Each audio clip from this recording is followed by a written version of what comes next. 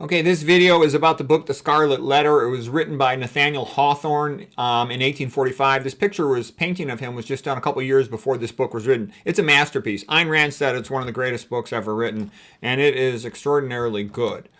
These are the main characters in the book.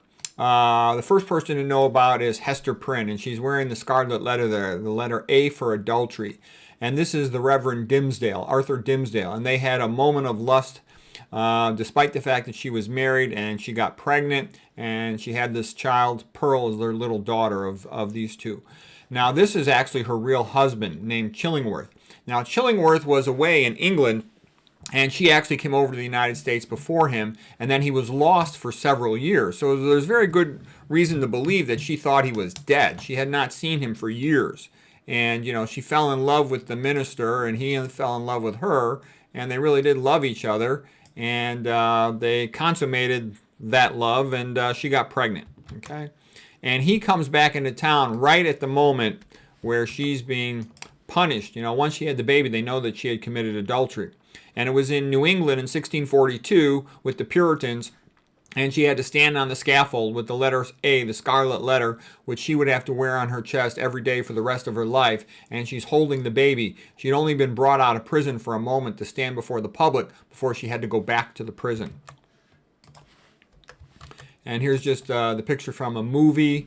And it's a rather intense moment. The Puritans are like Calvinists, and they're rather cruel, and they felt that they were being merciful because they didn't stone her to death. And Dimsdale kept it quiet, so nobody knew that Dimsdale was the father, and he's the reverend of the town. And what I'm saying is, you know, remember how Christ handled adultery? He handled it pretty well. So let him who is without sin cast the first stone, and everybody backed off. And he didn't tell her go do it again. He told her go and sin no more. So that's a good way to handle a situation. Here's another picture of Christ, you know, telling the people, you know, go and sin no more. Telling the people, you know, let him who's without sin cast the first stone. So he saved her life, and he told her to, you know, stop behaving that way.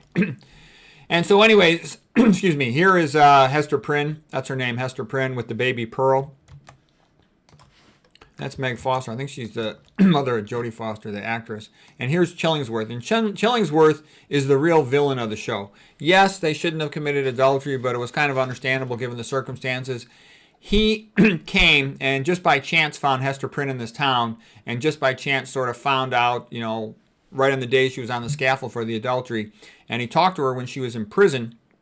He convinced the people to let him talk to her, said he was a doctor, pretended he didn't know her. He did not want her to reveal to anyone that he was the true husband.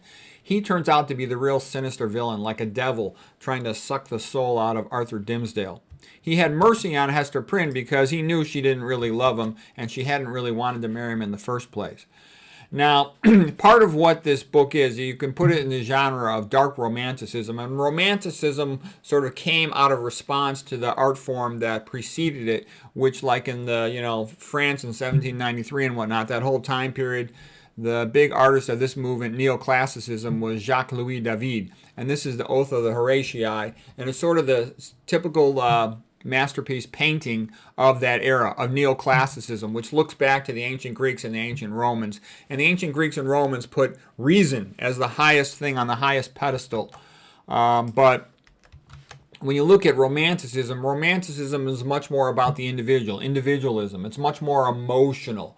Neoclassicism, like classicism, is largely order, the society as a whole, something that takes place in a city, an urban environment, whereas romanticism is more escapist, emotional, intuition, improbable events occurring in a rural setting or a castle or something like that. Okay, and there's also the idea of the Byronic hero. Hester Prynne, in some sense, is like a Byronic hero, a good but misunderstood hero who's sort of brooding and melancholy with defiance on their brow, misery in their heart that's been described. And here's something from a poem by Byron as an example of that. He knew himself detested, but he knew the hearts that loathed him crouched and dreaded too. Lone, wild, strange, he stood alike exempt from all affection and from all contempt. Byron from the Corsair, sort of the loner, brooding hero. Okay, English Romanticism was writers like Byron, Shelley, Percy Bysshe Shelley, Mary Shelley, who wrote Frankenstein, Samuel Taylor Coleridge, who wrote the Rime of the Ancient Mariner. Okay, then there's a subtype of Romanticism which is Dark Romanticism. And that's what this book is. Dark Romanticism, meaning that it also talks about evil human behavior and sort of the macabre and the sinister and all that, as well as good things, in contrast to transcendentalism, which is more positive. And then that makes you think, of course, of Ralph Waldo Emerson. So the big dark romanticists of American literature were Edgar Allan Poe. He wrote things like The Raven, Annabel Lee, The Telltale Heart, and Nathaniel Hawthorne with this dark romanticism novel. The classic all-time book is Scarlet Letter. Like I said, Ayn Rand said it's one of the greatest novels ever written, and it's sort of not plot-driven, it's character-driven, and that reminds me of the Arthur Schopenhauer statement about great literature. It's driven by, the intuitive thoughts of the readers. That's what we find interesting. An intelligent reader finds the thoughts of the characters the interesting thing, and that's what it is. Because there's not a lot of action. There's just this big story. And Hester Prynne, to me, sort of symbolizes a good, noble, heroic, intelligent Christian who's also rather stoic. Arthur Dimsdale, the minister, I think, and he loves her and she loves him, but he's sort of, in my opinion, a bit of a wuss. Okay, she stayed in Salem because of him. Pearl is their daughter. The elders of the town, and it's a bit of a theocracy run by the male elders, they, tried to take Pearl away from Hester. I'll get to that in one sec, what that's about. The Reverend Dimsdale, to me, kind of symbolizes a weak, stupid Christian loser who doesn't understand what's happening, and he takes too much negativity upon himself. Chillingworth was the real evil villain of the whole thing, and he, in a bigger sense, almost represents the demo you-know-what Kratz, okay? The devil, evil, cow moon east, okay?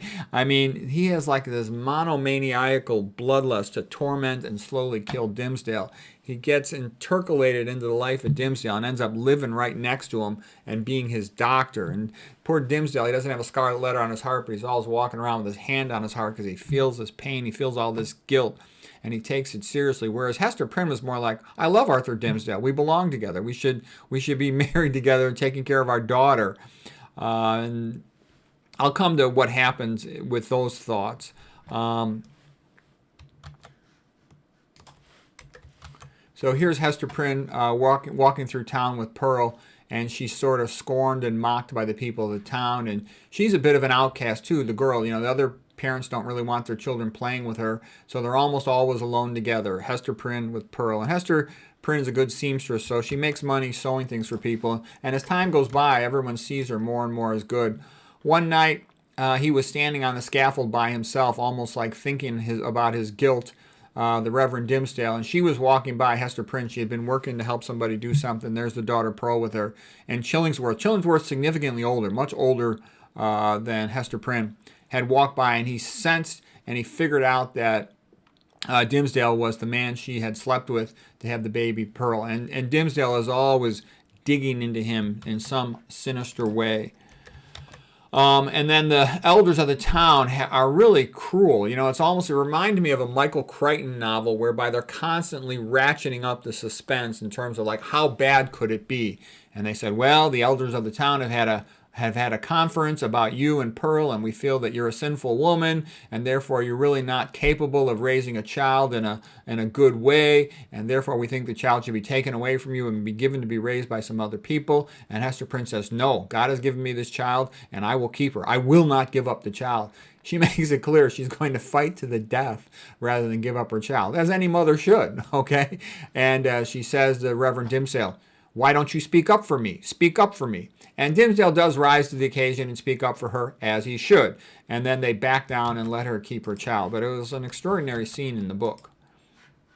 I will not give up this child. It was rather amazing. It was so well written. It's fantastic. And then she recognizes that Dimsdale is going to be walking home through the forest one particular afternoon. So she sets it up that she herself can meet him in the forest. And she meets Dimsdale in the forest. And this is really the climax of the novel. It was rather amazing. Because before, they can't ever speak to each other in public because all these nosy Puritans are around giving them a hard time.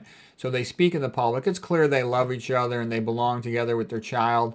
And it's a beautiful scene. It's a magnificent emotional climax. One of the best things you'll ever see in literature. And it's like real people dealing with real problems, and Chillingworth's like this sinister devil who's got his claws into the back of Dimsdale and is killing him. Dimsdale's constantly getting weaker and weaker and weaker. And it kind of reminds me of Christian America being killed and destroyed by the cow moon, you know what, east, Gino, you know what side, devil of cow moon east principles and big money. So anyways, Dimsdale, he just seemed to lack the energy to grasp the better future, which seemed that it should be within his grasp. Okay, it was a magnificent scene. It really was. And then, sort of close to the end, you know, he has the Scarlet Letter A. It's like carved into his chest, and he would whip himself and flog himself. He felt guilty. And, you know, she had hoped that they could flee to England together, but Chillingworth set it up so that he would be on the same boat that they were going to take to England. So Dimsdale confesses to the whole town on the scaffold, shows them the A he's got carved into his chest, and then he dies on the scaffold. And Chillingworth will come along and say, that's how you've escaped me. There's Pearl, the daughter. These are all the Puritans. Their hat sticks straight up like a steeple. You know, even their hat has to symbolize religion. But they're really a bunch of hypocrites. And Nathaniel Hawthorne actually doesn't like the Puritans too much. He's pissed off at them because he thinks they're hypocrites and they're kind of nasty and they hassle people too much. And he felt a little guilt himself because some of his ancestors, he believed, were in on some of this Puritan mischief for mistreating people, possibly even the witch trials. And this painting, I like it. And it's like a Harry Anderson painting, basically, you know, showing you that a man has a conscience and he shouldn't be, you know, taking a payoff from the evil one to do the wrong thing. Okay, there's a very big, it runs all the way through this book, right and wrong, what the public wants you to do, which is often the wrong thing, versus what is the right thing. And you get a very strong sense of this old stuff, like from the Bible, the war in heaven, you know, and doing the right thing even if it don't make you popular. And it reminded me too, almost like Jesus Christo wrestling with the devil. I'm telling you, there's very powerful symbolism and emotions in this book.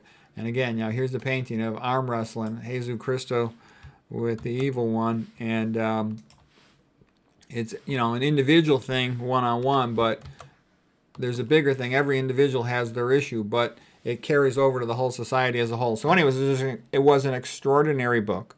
A little bit dark and sad and melancholy, but an extraordinary book.